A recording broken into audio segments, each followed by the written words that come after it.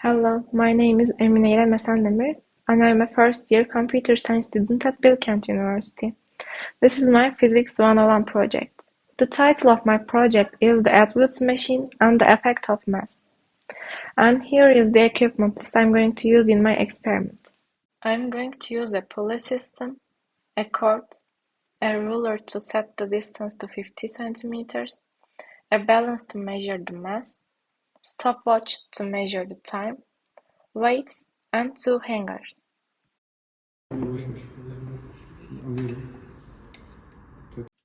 My experiment has two parts. In the first part, I examined the relationship between total mass and acceleration. In order to observe this, the mass difference is held constant and the total mass is increased as the same amount of mass is added to each hanger.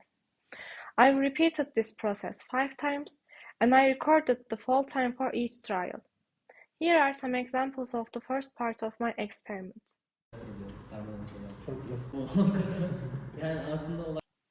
In the second part of my experiment, I examined the relationship between acceleration and mass difference. In order to observe this, I fixed the total mass.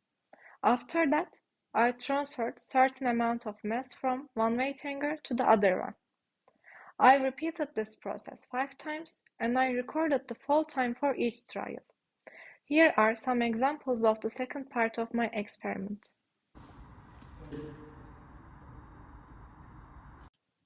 As I set the total distance to 50 centimeters, record the times for each trial, and set the initial velocity to 0, I can calculate the observed acceleration from this equation.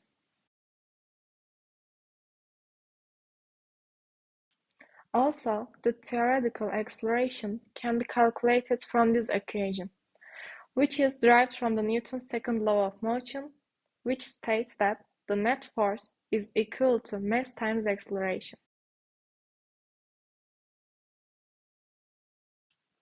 The first and second table are filled with the theoretical and observed data, and the errors are shown.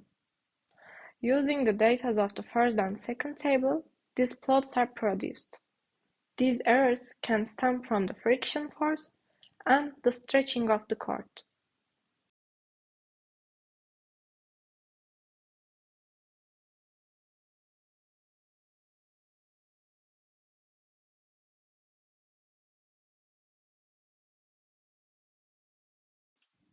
As a result of these experiments, it can be stated that the acceleration and mass difference are proportional, whereas acceleration and total mass are inversely proportional.